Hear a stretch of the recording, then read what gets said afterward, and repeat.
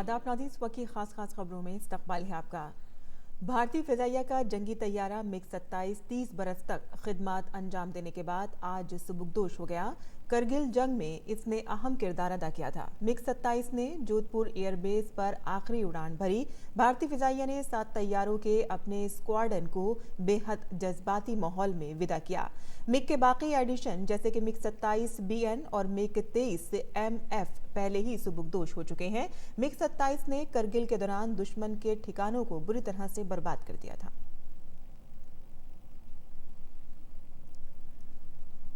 और शहरियत तरमीमी कानून के खिलाफ भड़के तशद्दुद के बाद उत्तर प्रदेश इंतजामिया पूरी तरह से चौकस है। आज जुमे की नमाज के पेश नज़र इंतजामिया ने कई जिलों में एहतियाती कदम उठाए हैं। लखनऊ, गाजियाबाद, मेरठ, कानपुर और अलीगढ़ समेत कई अजला में इंटरनेट खदमात बंद कर दी गई हैं। यूपी के पुलिस सरबराह OP सिंह ने बताया है कि अमन कानून की सूरत हाल काबू में है। तशद्दुद की जांच के लिए खुसूसी टीम बनाई गई है।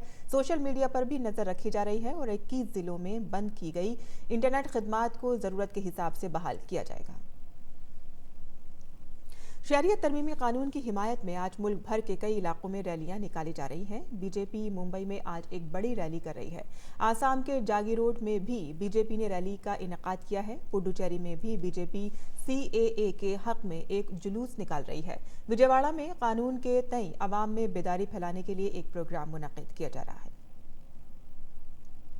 और चीन के वज़ारत दिफा ने कहा है कि वज़ीर आज़म नरेंद्र मोदी और सदर शी जिनपिंग की मुसलसल काविशों से भारत और चीन के फौजी ताल्लुकात में इस्लाहात का अमल जारी है। चीनी वज़ारत दिफा के तर्जुमान ने कहा है कि दोनों ममालिक के दरमियान स्ट्रेटेजिक मुज़ाकरात, अमली ताउन और सरहद पर पुरअमन माहौल साजगार हुआ है। आइंदा बरस भारत चीन ताल्लुकात के 70 बरस मुकम्मल होने के मौके पर दोनों ममालिक की अफवाज ने मुख्तलिफ प्रोग्रामों का इनेकाद करने का फैसला किया है।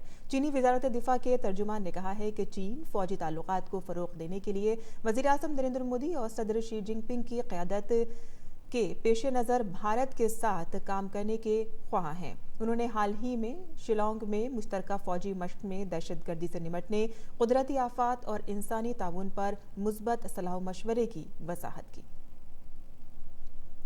और कजाकिस्तान में आज सुबह एक मुसाफिर तैयारे को हादसा पेश आया है, जिसमें अब तक 14 अफराद की हलाकत की तस्दीक हो चुकी है। फिजाइया कंपनी बैक एयर का एक मुसाफिर तैयारा आलमाती के हवाई अड्डे से परवाज करते वक्त थोड़ी ही देर बाद जमीन पर आ गिरा। तैयारे में 93 मुसाफिर और अमले के 5 अहलकार सवार थे और इसकी मंजिल कजाकिस्तान का दारुल हुकूमत नूर सुल्तान थी। 8 बच्चों समेत कम से कम 60 जख्मी अफराद को मकामी अस्पतालों में ले जाया गया है। जहाज ने मकामी वक्त के मुताबिक 7:21 पर उड़ान भरी थी और जहाज की तरफ से आखिरी सिग्नल भी उसी मिनट में मौसूल हुआ।